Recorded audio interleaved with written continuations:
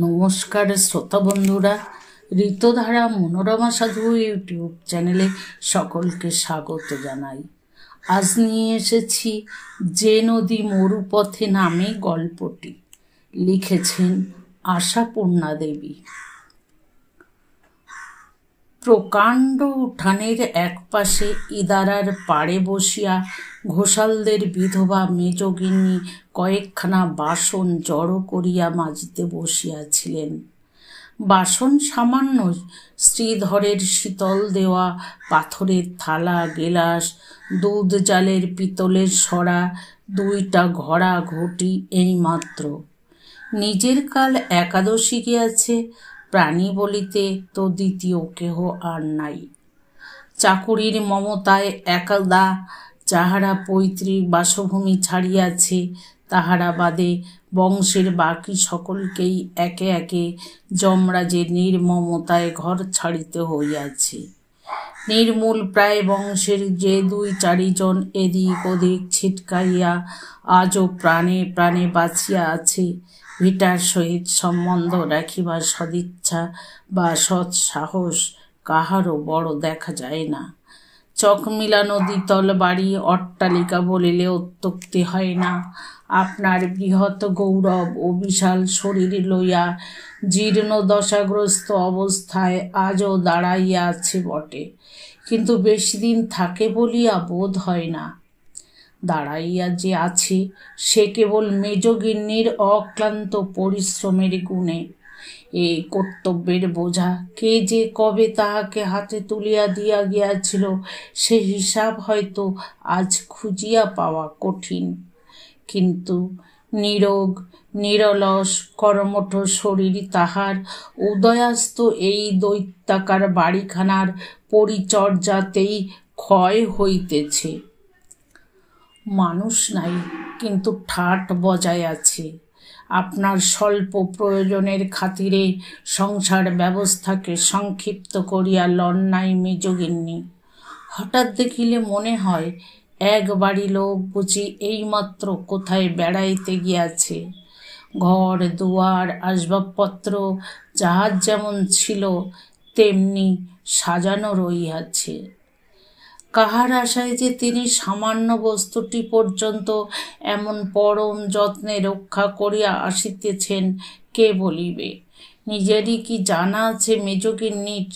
লোকে বলে অকালগত স্বামীর পরমায়ু আয়ুতে যোগ হইয়া মেজগিন্নিকে এমন অজর অমর করিয়া রাখিয়াছে।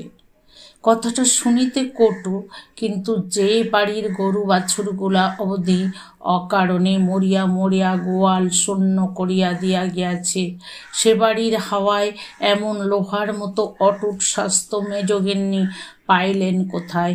ইহাও কম বিস্ময়ের কথা নয়। তবু তেমন সূক্ষ্ম দৃষ্টিতে চাহিয়া দেখিলে বোঝা যায় লোহার গায়েও যেন ঘুণ ধরিতে শুরু করিয়াছে। মাঝে মাঝে ঘরের আনাচে কানাচে ধুলা জমিয়া উঠে, উঠানের পাশে আবর্জনার স্তূপ জড়ো হইয়া পড়ে, ছাদের আলিশার গায়ে আগাছা জন্মাইয়া বাড়িবার সুযোগ পায়।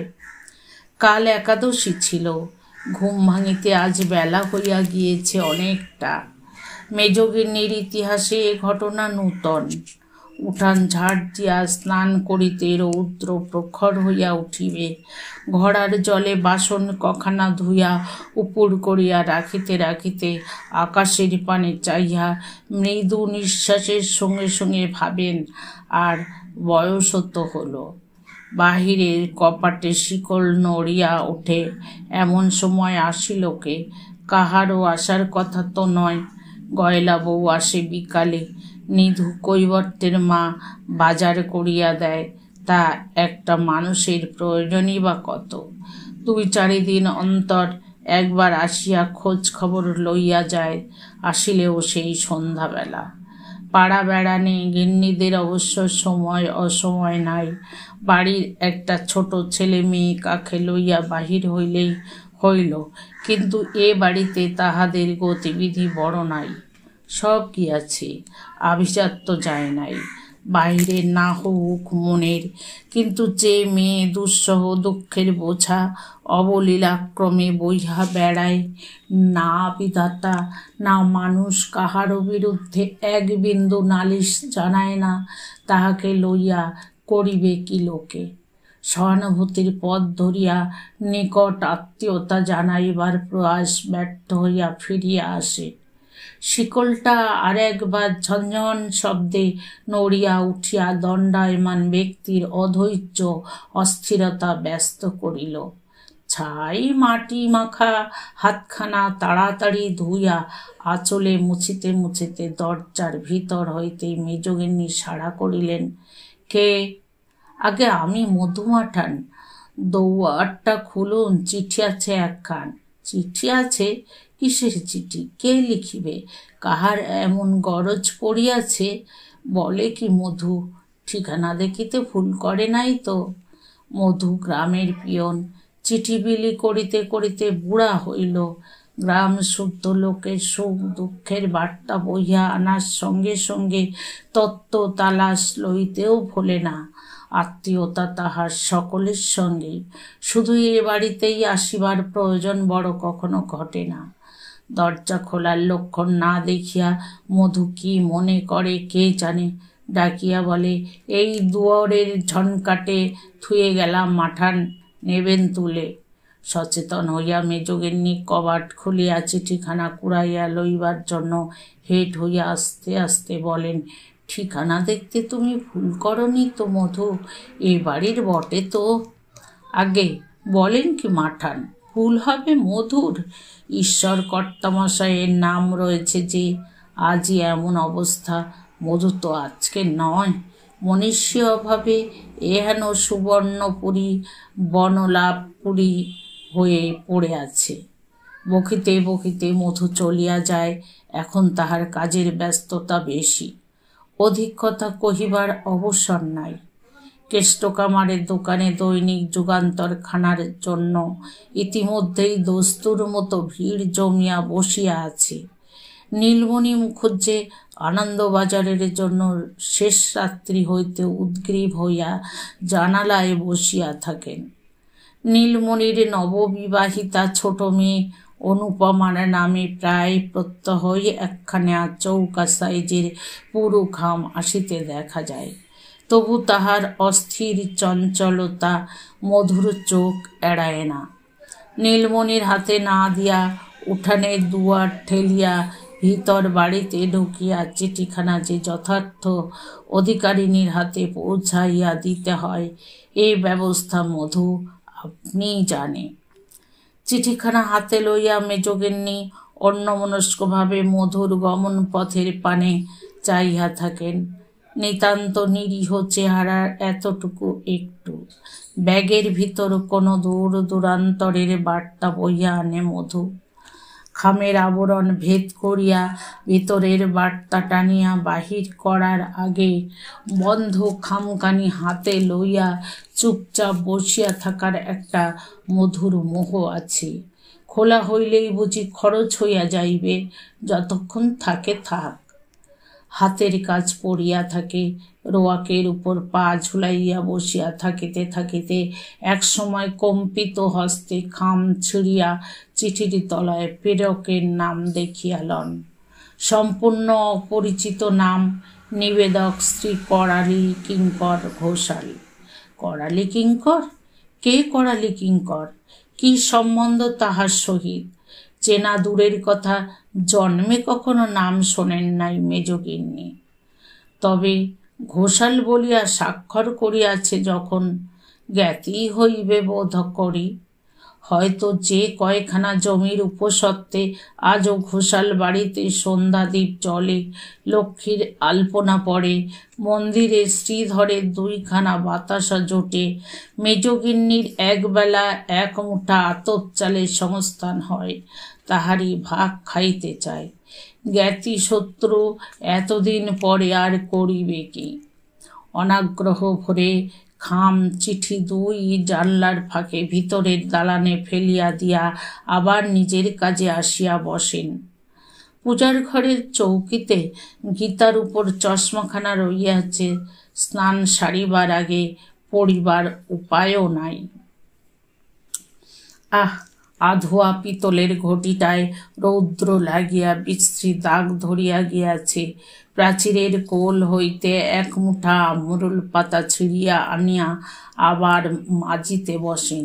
কেমন যেন অন্যমনস্ক আত্মবিস্মৃত ভাব। বুঝি পিতলের ঘটিটা বসিয়া বসিয়া পালিশ করা ব্যতীত আর কোনো লক্ষ্য নাই জীবনে, আগ্রহ নাই, ঔৎসুক্য। কাজ সারিয়া 2 ঘড়া জল মাথায় ঢালিয়া ঘরে আসিয়ায় চিঠি ও চশমা লইয়া বসেন। অতীতের কবর খুঁড়িয়া সুহাসিনী দেবীকে টানিয়া বাহির করিবার শখ কাহারও হইল দেখিতে কৌতূহল হয় বই কি।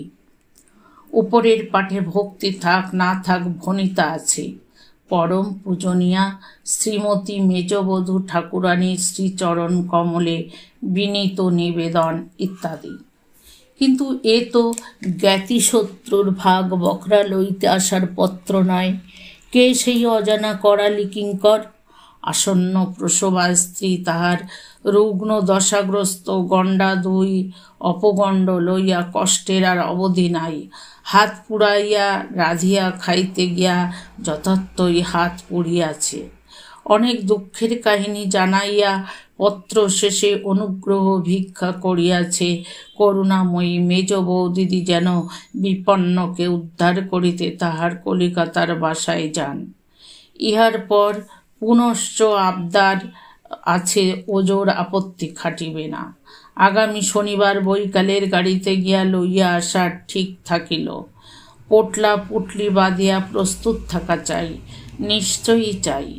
হতাশ মেজগিন্নি সুদূর অতীতে হাতড়াইয়া বেড়ান। শেষের এই আবদারের ভঙ্গিটুকু যেন বড় পরিচিত, অথচ মনে পড়ে না। মাথা নাড়িয়া খোলা চিঠিখানা উল্টাইয়া ভাঁজ করিতে গিয়া সহসা চক্ষু বিস্ফারিত হইয়া উঠিল। ভিতরের ভাঁজে কোণের দিকে লাল কালিতে ছোট ছোট গোটা গোটা অক্ষরে লেখা, আমি সুবল বাবু। মুহূর্তে বিস্মৃতির জবনিকা ঠেলিয়া কে যেন এক মুখ হাসি লইয়া মুখ বাড়ায়। আলো ঠিকরাইয়া পড়া ডাগর ডাগর চোখ, চকচকে নিটোল মুখ, শ্যামল সুকুমার নধর তনুখানি ছবির মতো চোখের সামনে ভাসিয়া ওঠে। নাম জিজ্ঞাসা করিলেই একগাল হাসিয়া কহিত, আমি সুবল বাবু। কি আশ্চর্য! সেই সুবল! করালি কিঙ্কর তাহা হইলে সুবলের পোশাকি নাম। কিন্তু কি বিশ্রী আর কি অদ্ভুত! সুবলকে সুবল ভিন্ন আর কোনো নামে মানায় না, কোনো নামেই ডাকা চলে না। এতদিন পরে সেই সুবল আসিয়াছে তাহাকে ডাকিতে। মনে ছিল তাহাকে দুঃখের দিনে বিপদের দিনে তাহার সাহায্য চায়। সেই সরল আবদারের ভঙ্গিতে জানাইয়াছে না লইয়া গিয়া ছাড়িবে না। অপূর্ব স্নেহরসে মনটা স্নিগ্ধ শীতল হইয়া ওঠে। গৌরীদানের মেয়ে বধূ জীবনের বিড়ম্বনার মধ্যে যখন ব্যাকুল হইয়া উঠিত, সুবল আসিত মুক্তির হাওয়া বইয়া। হ্যাঁ, মিথ্যা নয়, বন্দি প্রাণ তাহার ইহার সান্নিধ্যে মুক্তি পাইয়া বাঁচিত। রাঙা পাড় পাছাতি ধুতিখানি কোমরে বেড় দিয়া পড়া, 1 হাঁটু ধুলা লইয়া যখন তখন ছুটিয়া আসিয়া কহিত, বউ, ঘোমটা দেবে না? ঘোমটা ছাই বিচ্ছিরি। ঘোমটার উপর তাহার অহেতুক বিদ্বেষ না খোলা পর্যন্ত নিস্তার ছিল না। আধো কথার বয়স পার হইয়াছে, তবু জিভের আর ভাঙে নাই। মুখের ভিতর যেন এক মুঠা কাকড় ভরিয়া কথা কহিতেছে, এমন উচ্চারণের ভঙ্গি। রাজ্যের আবল তাবল বকুনি, যত সব সৃষ্টি ছাড়া প্রশ্ন। উত্তর না পাইলে অভিমানে ঠোঁট ফুলাইয়া জন্মের আড়ি দিয়া প্রস্থান। সেই সুবল? স্বামীকে মেজগিন্নির ভালো মনে পড়ে না। বিবাহের সময় পিত্রালয় হইতে নির্বাসন ঘটিবার মূল কারণ সেই লোকটাকে পরম শত্রু বলিয়া বোধ হইয়াছিল। আজও কি সে ধারণার বড় বেশি ব্যতিক্রম ঘটিয়াছে? নিতান্তই খেলিয়া বেড়াইবার বয়স যখন, সে হতভাগ্যের খেলা সাঙ্গ হইল, বউ তখন বাপের বাড়ি। বাপ তো কাঁদিতে কাঁদিতে মেয়ে রাখিয়া গেল। বিশেষ কিছু স্মরণ না হইলেও এইটুকু স্মরণ হয়, শ্বশুরালয়ের অভ্যর্থনাটা পূর্বানুরূপ হয় নাই।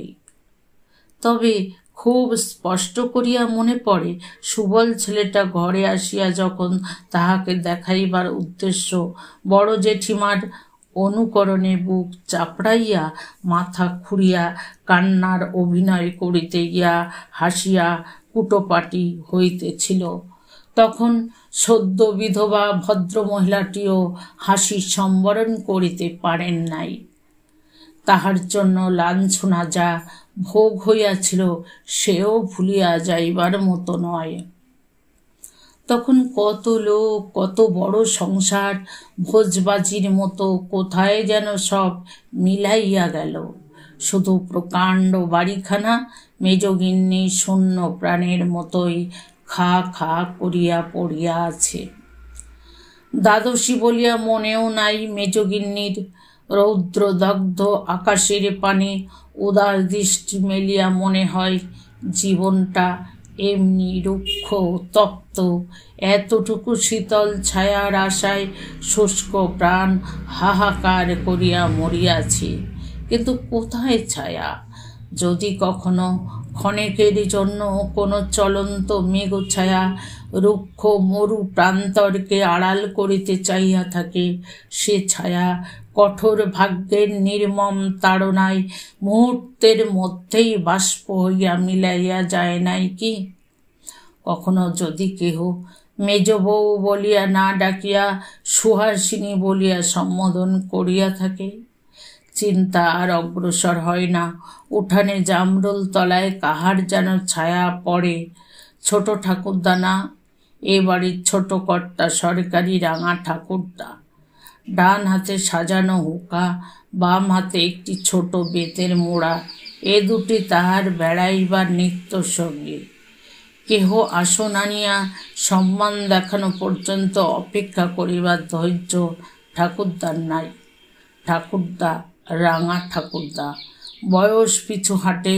প্রৌঢ়া মেজগিন্নির ভিতর হইতে 18 বছরের সুহাসিনী বাহির হইয়া আসে।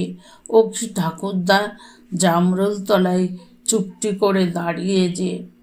পাকা দাড়িতে হাত বুলাইয়া ঠাকুরদা মুখখানি করুণ করিয়া বলেন, কি করি নাথবো, কদমতলা জোটে কই? আহা ঠাকুরদা গো, কদমতলায় দাঁড়িয়ে বাজাতেন কি হুঁকোটি? আহা মরে যাই নাথবউ রে, যা বললি। হুঁকোর বাজনা যে কি জিনিস, যে বোঝে সেই জানে। বাঁশি কোথায় লাগে, জগৎ সংসার ভুল হয়ে যায় শুনতে শুনতে। সঙ্গে সঙ্গে হুঁকার রন্ধ্রে ওষ্ঠ ঠেকাইতেই হুঁকা আপনার চিরপরিচিত স্বরে বাজিয়া ওঠে। সুহাসিনীর আর হাসি থামে না।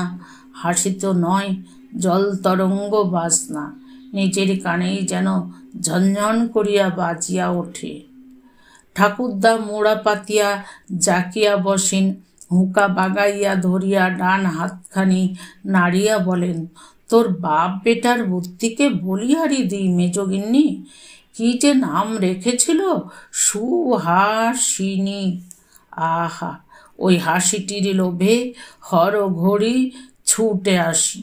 সঙ্গে সঙ্গে গান ধরেন ভাঙা ভাঙা কাপা গলায়। দেখব শুধু মুখখানি, শুনব দুটো মধুর বাণী।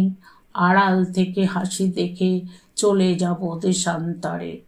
আজ তোমারে দেখতে এলেম অনেক দিনের পরে, আজ তোমারে দেখতে এলেম। সত্যি ঠাকুরদা, এবারে কিন্তু অনেক দিন পরেই এলেন। রোজ রোজ আসেন না কেন ঠাকুরদা? ঠান্দির ভয়ে? হ্যাঁ গো মেজগিন্নি, বড়গিন্নির কড়া শাসন, এই চুরি টুরি করে আসি একবার ছুটে ছুটে, তোমার মনটি করিতে চুরি, তোমার প্রাণটি করিতে চুরি। শৌখিন বুড়া সুর লাগিয়াই আছে মুখে।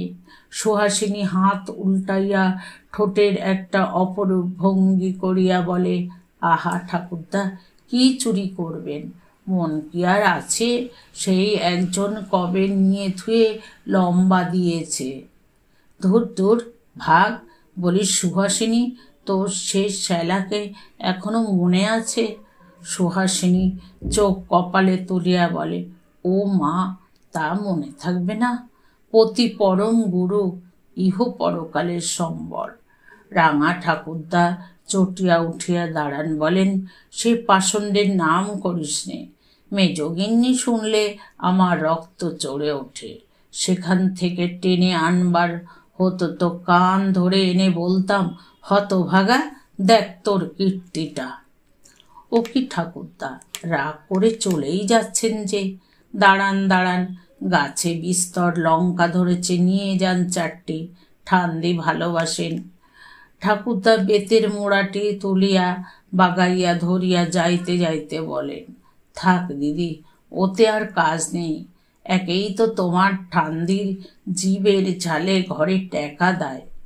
সুহাসিনী ততক্ষণে কোচড় ভরিয়া লঙ্কা তুলিয়াছে, ছাড়ে না, কোচারে খুঁটে বাঁধিয়া দেয়। ঠাকুরদা দুঃখিত হইয়া বলেন, আহা, গাছটা যে মুড়িয়ে ফেললি নাথ বউ। বলি, তোর ঝালটা কমে যাবে না তো? সে বড় খেদের কথা। ওহো, আমার কি লঙ্কার ঝাল ঠাকুরদা? মনের ঝাল। কিন্তু এ আনন্দ বিলাস সুহাসিনীর জন্য নয়, সাজেও না। হ্যাঁ, দৃষ্টিকটু বই কি। ঘরে পাগল ভাসুর রুগ্ন বড়জা দোতলা হইতে চি চি করিয়া ডাকিয়া বড়জা বলেন, সোহাগের পালা মিটল তোমার মেজ বউ।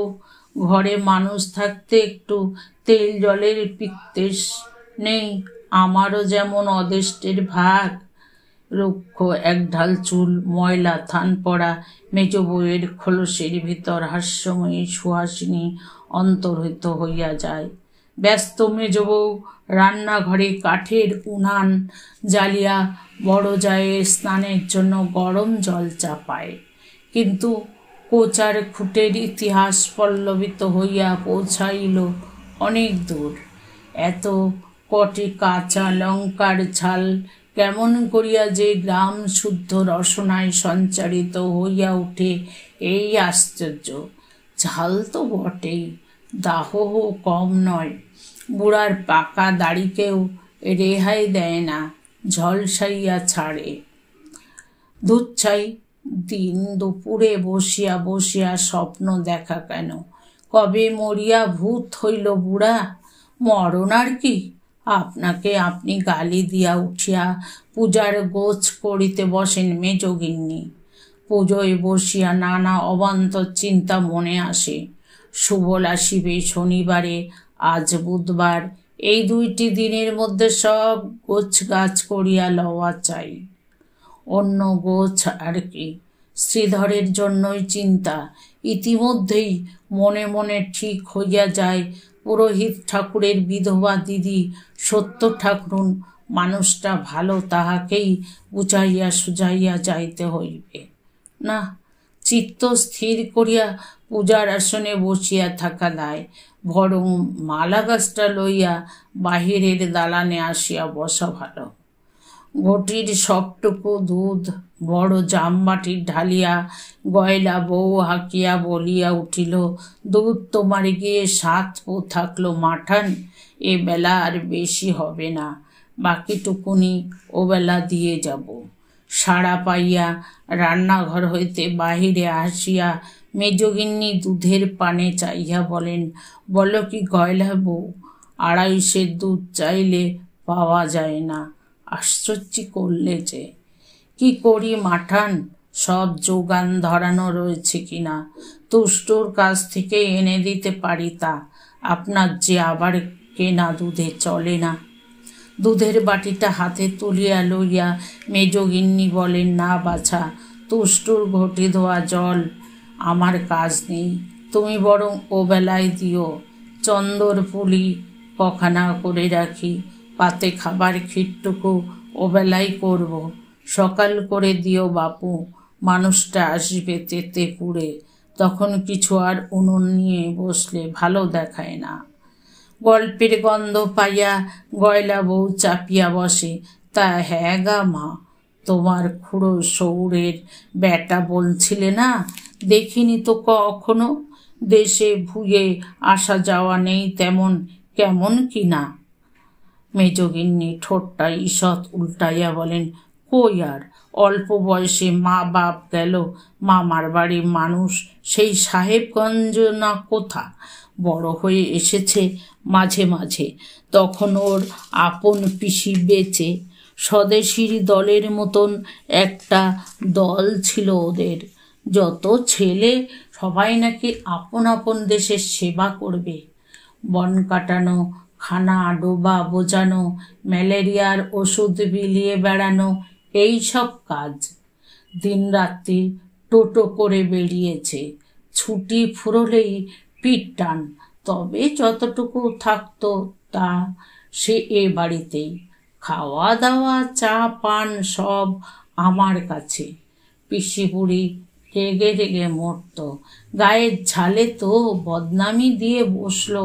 মেজগিন্নি হাসিতে থাকেন। মুখ পানে চাইহা গয়লা বউ হাসিয়া ফেলে, হাসি পাইবারই কথা। কৈশোর যৌবন বলিয়া কখনো কিছু ছিল এ কথা মেজগিন্নির মুখ দেখিয়া অনুমান করা কঠিন। ছোট ছোট করিয়া ছাটা চুলের জন্য মুখ কেমন একটা কঠোর পুরুষালী ভাব, সর্বাঙ্গে আজীবন কৃষ্ট সাধনের নিরস রুক্ষতা। মেজগিন্নির তুটিলেশীন আচার নিষ্ঠা বৈধব্য জীবনের আদর্শস্থল বলিলেও বড় অত্যুক্তি হয় না। মেজগিন্নি যেন অতীত দিনের মধ্যে হারাইয়া যান। হায়, কোথায় বা সেই পল্লীমঙ্গল সমিতি, কোথায় বা তাহার সেবকবৃন্দ? এই চিররুদ্ধ কারা প্রাচীরের ভিতর যাহারা বাহির বিশ্বের এক ঝলক এলোমেলো বাতাস বইয়া আনিত। অন্যমনাভাবে একটা নিঃশ্বাস ফেলিয়া বলেন, সেসব কি আজকের কথা? পিসি মারাই গেছে এই ভাদ্রে 25 বছর হলো। গয়লা বউ গালে হাত দিয়া চোখ বড় বড় করিয়া তাকায়। হরি মধুসূদন, তোমায় চিনতে পারলে হয়, চিনিতে পারিবে না সুবল তাহার মেজ বৌদিকে? মেজগিন্নি উত্তর দেন না, মৃদু হাসেন। গয়লা বউ কি ময়রা গিন্নিকে লইয়া এতক্ষণ গল্প করা মেজগিন্নির প্রায় স্বভাব বহির্ভূত।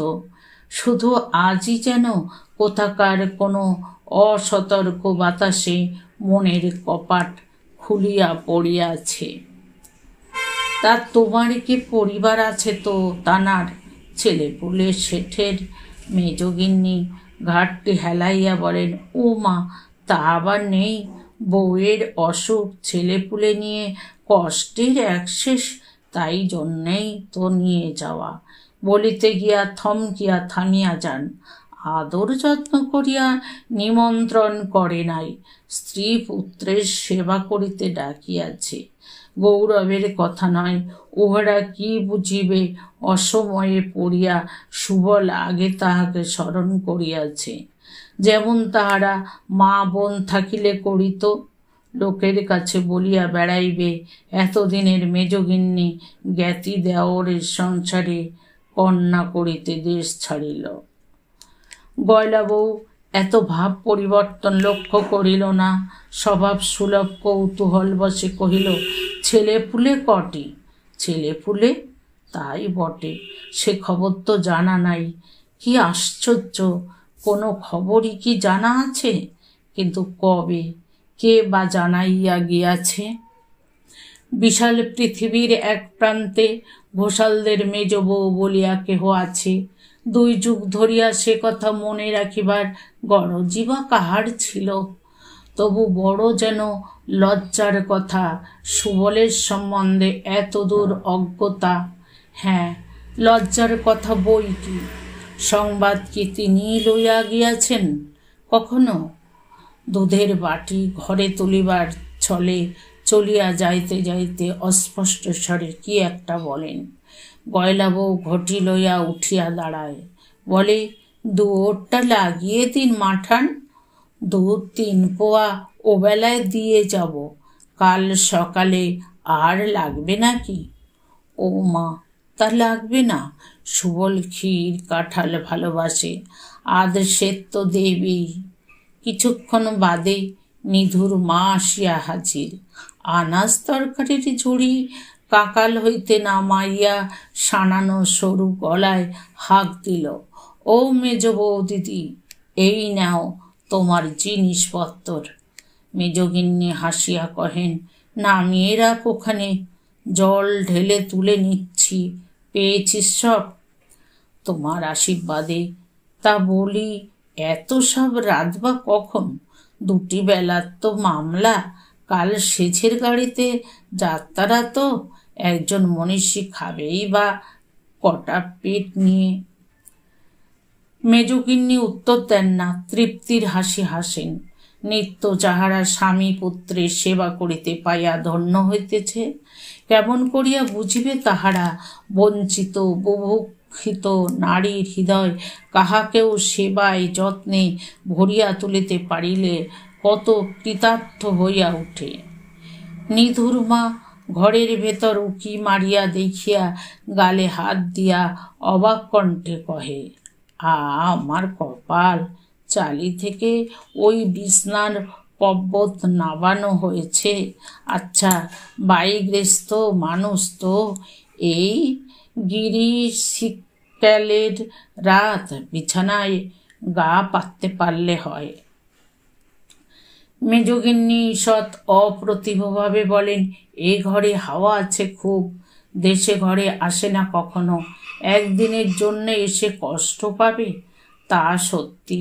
নিধুর মা সায় দিয়া বলে, আহা, একটা মানুষ আবানে এহেন সুবর্ণপুরী মাটি হতে বসলো, তুমি যাই আছো তাই বাড়ি পানে তাকানো যায়। তাও তো পুরী আধার করে চললে, কবে আসবে গা মেজ বৌদিদি? দেখি তো, যাই আগে। আহা, যাও, 2 দিন জুড়ে এসো, নিধুর মা সস্নেহ মন্তব্য করে। কাচ্চা বাচ্চা সংসার, 2 দিন নেড়ে চেড়ে তবু প্রাণটা একটু শীতল হোক। তোর নিধুকে বলিস কাল 2টো মাছ দিতে। মেজগিন্নি একটু ব্যস্ত সুরেই বলেন, সৃষ্টি কাজ পড়ে যাই। নিধুর মা যাইবার জন্য পা বাড়াইয়া বলে, হ্যাঁ, আমিও যাই এবার, আসবো আবার দাদাবাবুকে দেখতে, সেচের গাড়িতে আসা তো। হ্যাঁ, মাছের কথা বলিস নিধুকে, বলবো কাল তোমার গে। চৌধুরী পুকুরে জাল ফেলবে, ভালো মাছই পাবে তখন। মেজগিন্নি ত্রস্ত হস্তে কাজকর্ম সারিয়ালন। সুবল আসিলে কি আর কিছু হইবে? যে গল্প, পাগল মানুষ গল্প করিতে বসিলে তাহার দিন রাত্রের জ্ঞান থাকে না। হয়তো হাত মুখ ধুইবে না, জুতা খুলিবে না, রোয়াকে বসিয়াই রাত্রি 12টা বাজাইয়া দিবে। বেলা যত গড়াইয়া আসে, কাজে আর মন বসে না, কেমন যেন উন্মনা হইয়া ঘর বার করিতে থাকেন। ট্রেনের সময় নয় জানিয়াও 5 বার দুয়ার খুলিয়া যতদূর দৃষ্টি যায় পথের পানে চাইয়া দেখেন। ভয় আর উৎকণ্ঠা মিশ্রিত কেমন একটা অদ্ভুত ভাব। চিরদিনের বাড়ি ছাড়িয়া যাইতে ভয় করিতেছে নাকি? হাতে পায়ে কেমন অস্থির চাঞ্চল্য কেন? সুহাসিনী কি আজও মরে নাই? মেজগিন্নির কঠিন খোলসের অন্তরালে খোঁজ করিলে এখনো মেলে। কড়া নাড়িয়া দরজা খোলাইতে হয় না, খোলা দরজা দিয়া সুবল আসিয়া দাঁড়ায়। মাথা ভর্তি টাক, কাঁচা পাকা খোঁচা খোঁচা দাড়ি, রোগা হাড়গিলে মতন গড়ন, গায়ে বড় একটা গলাবন্ধ কোট। না, করালি কিঙ্কর নামে ডাকিলে বেমানান হয় না, অনায়াসে ডাকা চলে। সুবল বাদে যে কোনো নামেই ডাকা চলে। প্রণামের জন্য হেঁট হইতেই মেজগিন্নি 2 পা পিছু হটিয়া বলেন, থাক থাক, রেলের কাপড় চোপড়ে আর অমনি আশীর্বাদ করছি, দীর্ঘজীবী হও, সুখী হও। আসিবা মাত্র ছুটিয়া আসিয়া হাত ধরিয়া বসানোর কল্পনাটা কি হাস্যকর পাগলামি মনে হয়। শুধু সুবল বলিয়া ডাকিতে সমীও আসে, পিছনে ঠাকুরপো যোগ করিতেই হয়। বলেন, তোমার চেহারা কিন্তু খুব খারাপ হয়ে গেছে, চেনা যায় না। যাবে আর কোথা থেকে?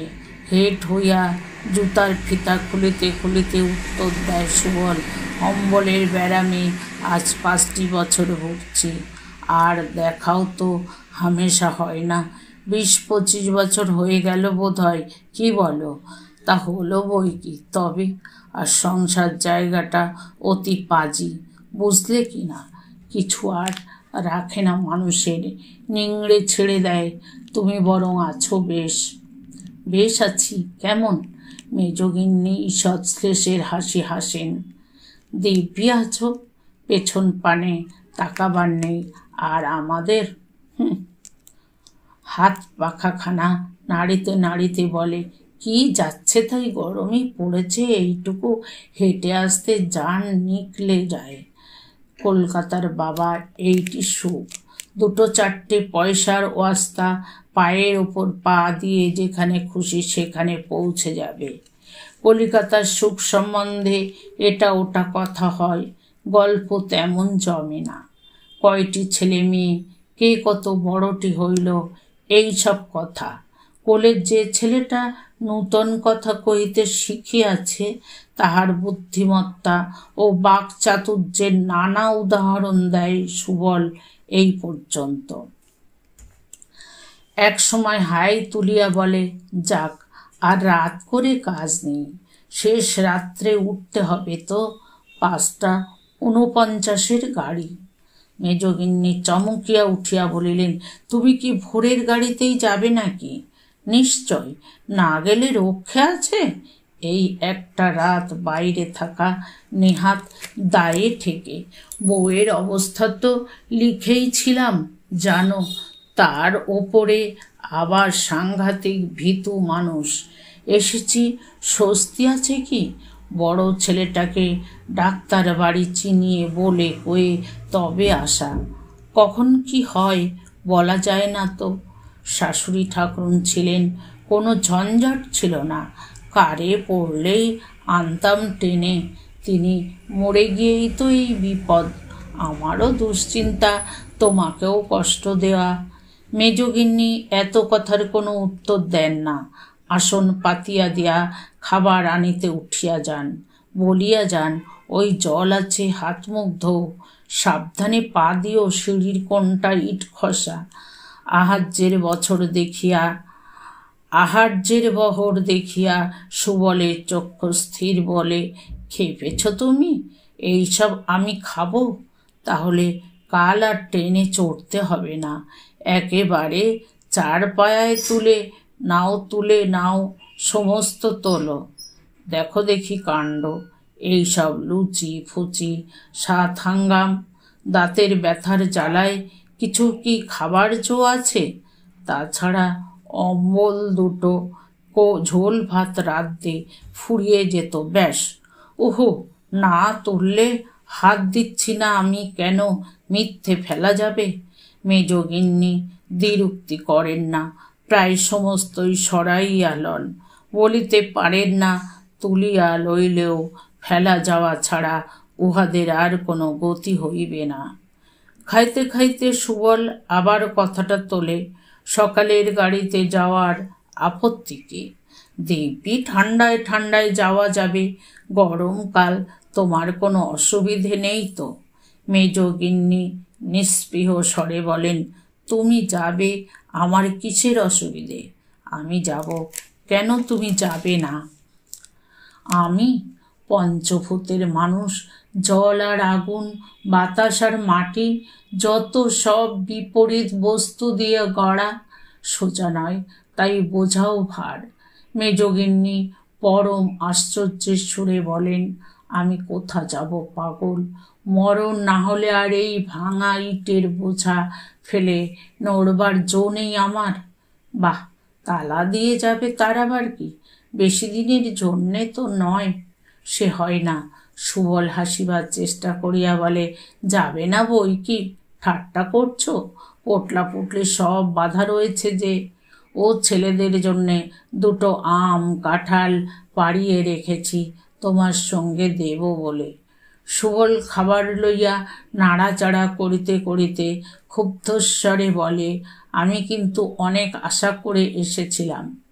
নিজের কানকে বিশ্বাস করা কঠিন, তবু মেজগিন্নি স্পষ্ট শুনিতে পান তাহার কণ্ঠস্বর চুরি করিয়া কে যেন বলিতেছে, এ তোমার অন্যায় আশা ঠাকুরপো, কাটা ডাল কি গাছে জোড়া লাগে?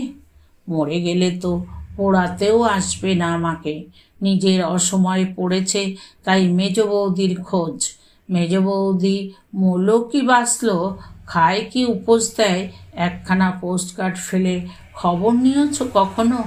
যাক, তার জন্যে আফসোস আমার নেই, তবে বউ ছেলের কন্যা করতে লোকের অভাব হয়েছে বলে তু করে ডাকলেই ছুটে যাব, এ কি আর হয়?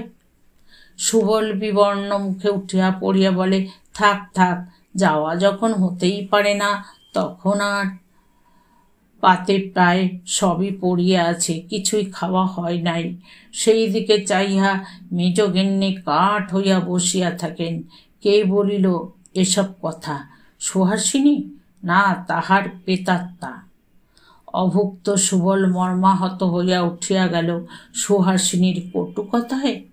কিন্তু এসব কথা বলিবার ইচ্ছা কি তাহার স্বপ্নেও ছিল? কে বলাইল? কেন বলিলেন? দইটা খাইতে বসিয়া এমন নিষ্ঠুর রূঢ় বাক্য শুনাইবার দুর্মতি তাহার হইল কেমন করিয়া? এই দীর্ঘকালের ব্যবধানেও সুবলের প্রিয় বস্তুগুলি মনে রাখার প্রমাণ দেখাইয়া তাহাকে পুলকিত করিয়া দিবার কল্পনা সহ অনুরোধ উপরোধে হাস্য পরিহাসে কাছে বসিয়া খাওয়ানোর যে মধুর ছবি আঁকা হইয়াছিল, অসাবধানে কে যেন তাহার উপর কালির দোয়াত উল্টাইয়া দিয়া গেল। মুখের কথা কি ফিরানো যায় না? বলা যায় না, যা বলিয়াছি মিথ্যা কথা বলিয়াছি, ভুল। সমস্ত প্রাণটা মাথা কুটিয়া মরিতে থাকলেও মুখের কথারই জয় হইবে। যাইবার বেলায় প্রণাম করিয়া মাথা তুলিতে তুলিতে হাসির ভান করিয়া সুবল বলে, বউ হাসবে, তোমার মতামত না জেনে নিতে আসতে অনেক মানা করেছিল।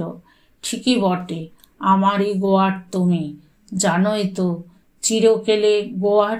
যাক, অনেক জ্বালিয়ে গেলাম, অপরাধ নিও না। ভুল দেখো মানুষের মনে করলাম। আমরাই শুধু বদলাচ্ছি, তুমি যেমন ছিলে তেমনই আছো, বুঝি তেমনই থাকবে। কিন্তু কে বলিল ভুল? কে বলিল বদলাইয়াছে? বাহিরের দুয়ার খোলা ফেলিয়া পরিত্যক্ত শয্যায় লুটাইয়া পড়িয়া যে অভিমানিনী ফুলিয়া ফুলিয়া কাঁদিতেছে, তাহাকে কি সুহাসিনী বলিয়া চিনিতে ভুল হয়? বন্ধুরা, গল্পটি এখানেই শেষ হলো। যারা প্রথম থেকে শেষ পর্যন্ত শুনলেন তাদের অনেক ধন্যবাদ। দেখা হচ্ছে আগামীকাল ঠিক বিকেল 5টায় ঋতুধারা ইউটিউব চ্যানেলে।